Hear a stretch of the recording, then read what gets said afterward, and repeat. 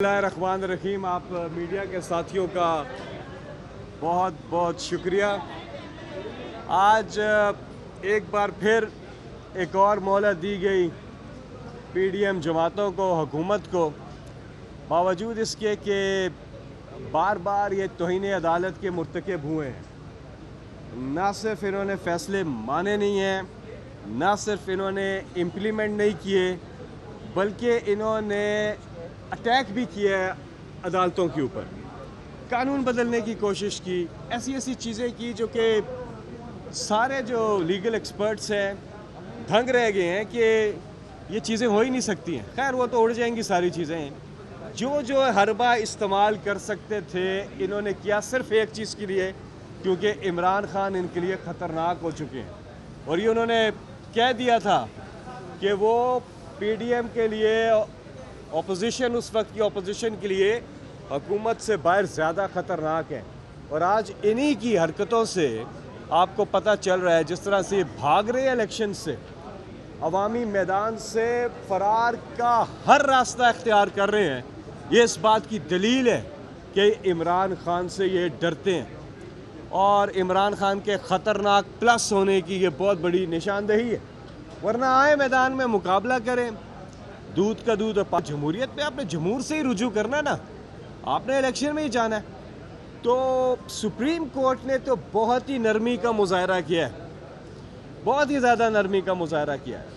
पहले हुक्म दिया, उस पर अमल दरामद नहीं हुआ है, फिर वापस आए, फिर 14 तारीख का हुक्म दिया, फाइनेंस जारी करने का हुक्म दिया, वो इन्होंने नहीं किया है। और हठधर्मी से खुल के इन्होंने उसकी मुखालफत की और बोल के इन्होंने कहा हम देखते हैं कैसे होता है इलेक्शन।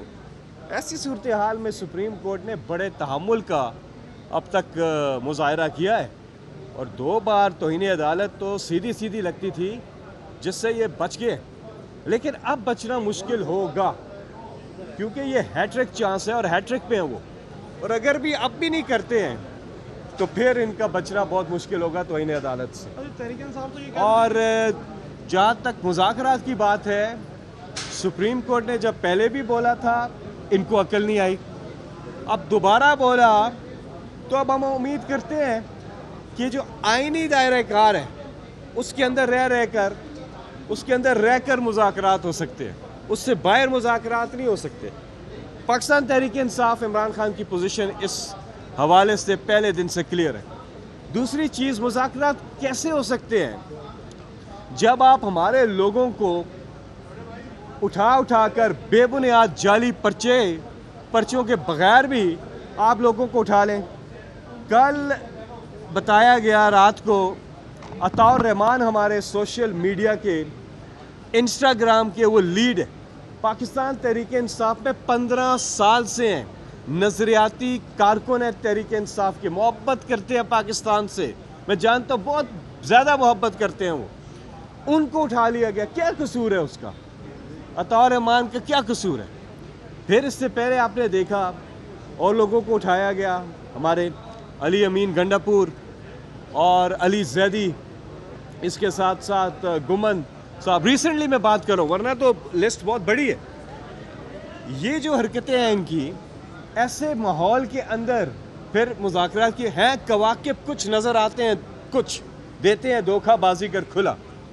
तो मुज़ाकरात इस तरह नहीं होते, उसके लिए जमहूरी रवैये इख्तियार करना ज़रूरी है। खैर, आज अगर अभी भी अदालत के हुक्म को नहीं मानते हैं तो फिर तौहीन अदालत है, गवर्नमेंट बर्खास्त हो जाएगी, ये घर जाएंगे, इन्हें कोई रास्ता अब बचा नहीं सकेगा। और मुल्क में इंतखाबात होने जा रहे हैं और इंशाल्लाह जमहूरियत में जमहूर की सुनी चाहिए। यही पाकिस्तान के लिए आगे निकलने का वाहिद रास्ता है।